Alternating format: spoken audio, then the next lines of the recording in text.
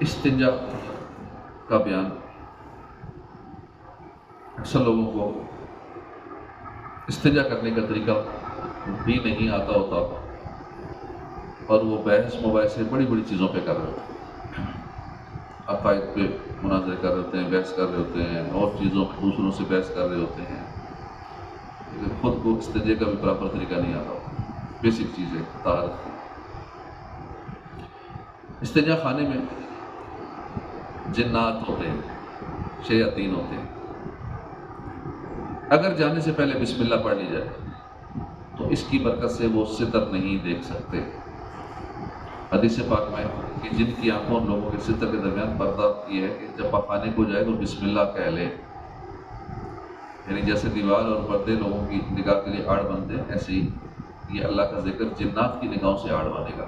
جنات نہیں دیکھ سکیں گے اگر پہلے بسم اللہ پڑھ لیں۔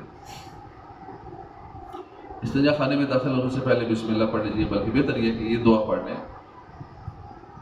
بسم اللہ اللہم انی اعوذ بک من الخبث والخبائث، اے اللہ کے نام سے شروع، یا اللہ میں گندی اور ناپاک چیزوں سے تیری پناہ مانگتا ہوں۔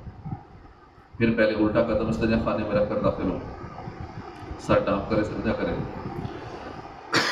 ننگے سر استنجا خانے میں داخل ہونا منع ہے۔ جب پیشاب کرنے یا قضاء حاجت کے لیے بیٹھے تو منہ اور پیٹھ دونوں میں سے کوئی بھی قبلے کی طرف نہ ہو، اور غلطی سے ایسا ہو جائے تو فوراً رخ بدل دیں، 45 ڈگری سے پار ہو جائے۔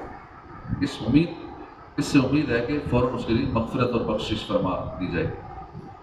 بچوں کو بھی جب پیشاب بٹھائیں تو ان کو بھی، اب بچوں کو تو نہیں پتہ، بڑوں کو خیال رکھنا ہے کہ بچوں کی پیٹھ یا منہ قبلہ کی طرف نہیں ہونا چاہیے، نہ بڑے گناہ گار ہوں گے۔ جب تک قضاء حاجت کے لیے بیٹھنے کے قریب نہ ہو کپڑا بدن سے نہ ہٹائیں، اور جتنی ضرورت ہے اتنا کھولیں، اس سے زیادہ نہ کھولیں۔ پھر دونوں پاؤں ذرا کشادہ کھلے کر کے بائیں یعنی الٹے پاؤں پر زور دے کر بیٹھیں، کس طرح بڑی آنت کا منہ کھلتا ہے اور اجابت آسانی سے ہوتی ہے۔ کسی دینی مسئلے پر غور نہ کریں، استنجے کے دوران کسی دینی مسئلے پہ غور کرنا یہ محرومی کا باعث ہے۔ اس وقت تک چھینک، سلام یا اذان کا جواب زبان سے نہ دیں، کچھ بھی بات نہ کریں۔ کئی لوگ واش روم میں نہ باتیں کر رہے ہوتے، تولیہ پکڑا دو، کپڑے دے دو، فلاں چیز دے دو، صابن ختم ہو گیا، شیمپو دے دو۔ تو اس طرح ننگے ہو کر زبان سے کوئی بھی لفظ نہیں نکال سکتے، کیونکہ فرشتوں کو پھر جو بولیں گے لکھنا پڑتا ہے، فرشتے ننگی حالت میں دیکھیں گے یہ درست نہیں ہے۔ تو اس لیے جب ننگے ہوں منہ سے کوئی بات نہ بولیں۔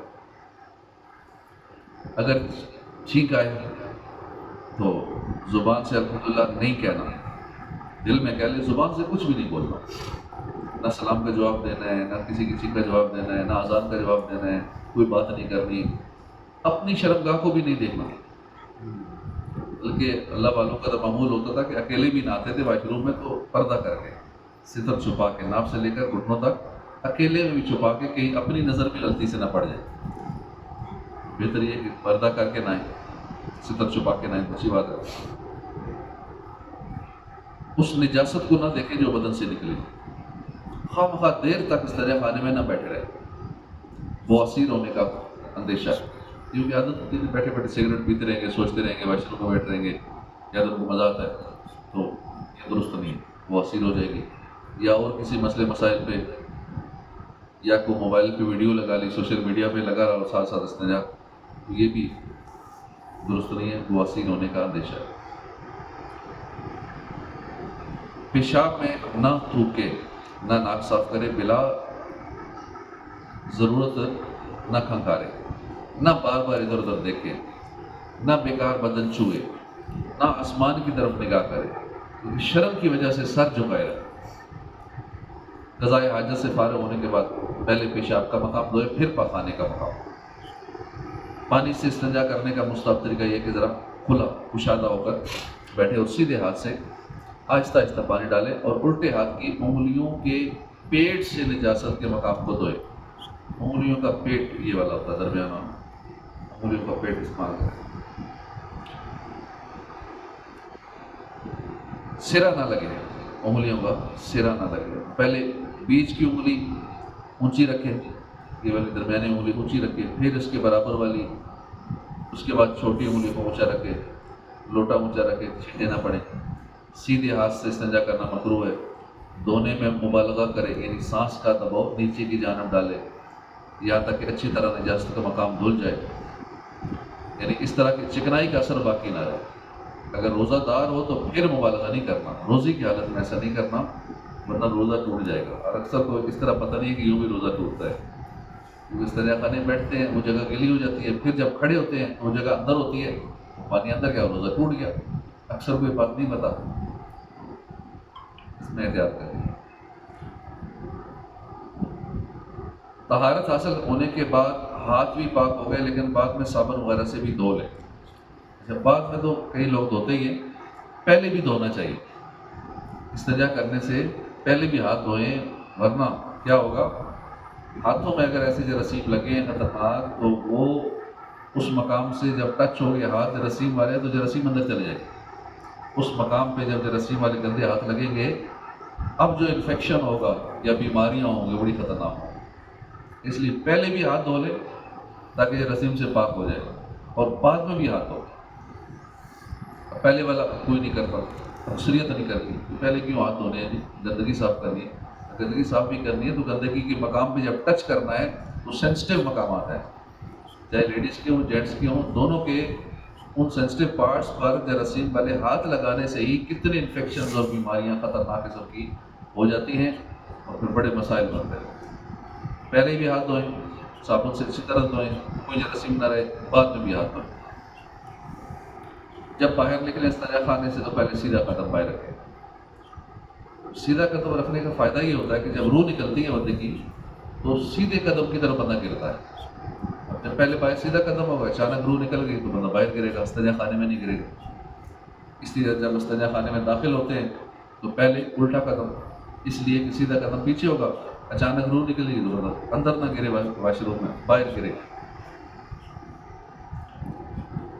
تو پھر اللہ کا شکر ادا کرے، جب باہر نکلے تو دعا پڑھے، الحمدللہ الذی اذھب عنی الاذی وعافانی، الحمدللہ الذی اذھب عنی الاذی وعافانی۔ یہ دعا ہو سکے تو استنجا خانے کے بعد لکھ لینی چاہیے، یاد رہے، جب باہر نکلے تو دیکھ کے دعا پڑھے۔ اس کا مطلب یہ ہے کہ جس نے مجھ سے تکلیف دہ چیز کو دور کیا اور مجھے عافیت بخشی، یہ بھی اللہ کا کرم ہے نا کہ تکلیف دہ چیز دور ہو گئی جسم سے، اس پہ اللہ کا شکر ادا کرنا چاہیے ہر مرتبہ۔ بہتر یہ ہے کہ ساتھ یہ بھی دعا ملا لیں، دو حدیثوں پر عمل ہو جائے گا۔ غفرانک، مختصر سی دعا، یہ دونوں دعائیں پڑھ، غفرانک، میں اللہ پاک سے مغفرت کا سوال کرتا ہوں۔ تیسرا ڈھیلوں سے استنجا کرنے کا بیان، لیکن اب ڈھیلوں سے کوئی نہیں کرتا، ہڈی وغیرہ سے استنجا منع ہے کیونکہ جنوں کی خوراک ہوتی ہے ہڈی، اور ویسے بھی ہڈیاں جب پھینکیں تو اس پر درود پاک پڑھ کے اللہ کا ذکر کر کے دم کر کے پھینکیں، وہ مسلمان جنات کھائیں گے۔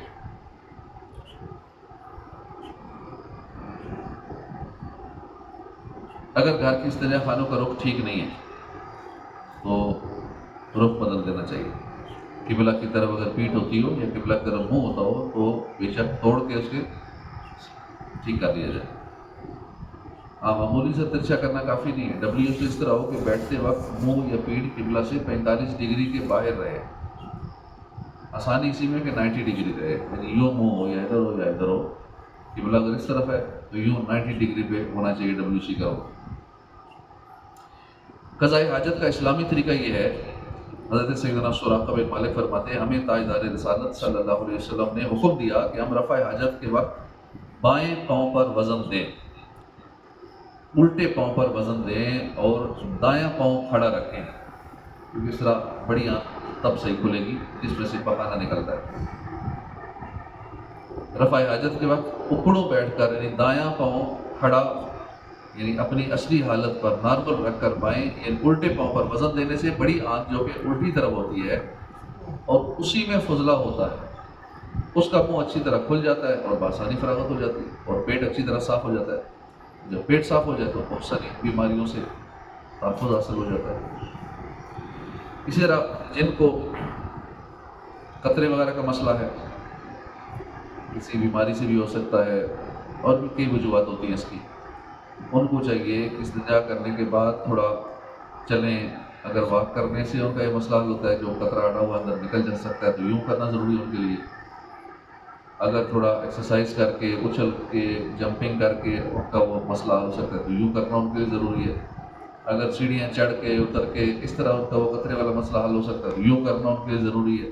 اینڈ جس چیز سے بھی، جو بھی عمل کرنے سے ان کا وہ جو اندر قطروں کا مسئلہ ہے وہ نکل سکتا ہے تو وہ کام ان کے لیے کرنا ضروری ہے. اور پھر وہ استنجا کر کے اس کے بعد نارمل حالت میں وضو کر لیں. تو یہ شرعی مسائل بہت ضروری ہیں. لوگ کئی شرم کے مارے پوچھتے بھی نہیں اس طرح کی باتیں، شرم آتی ہے. شریعت میں شرمانا نہیں چاہیے، جو بھی نہیں پتہ وہ پوچھ لینا چاہیے. صلی اللہ علیہ حبیب صلی اللہ تعالی علی محمد صلی اللہ علیہ وآلہ وسلم.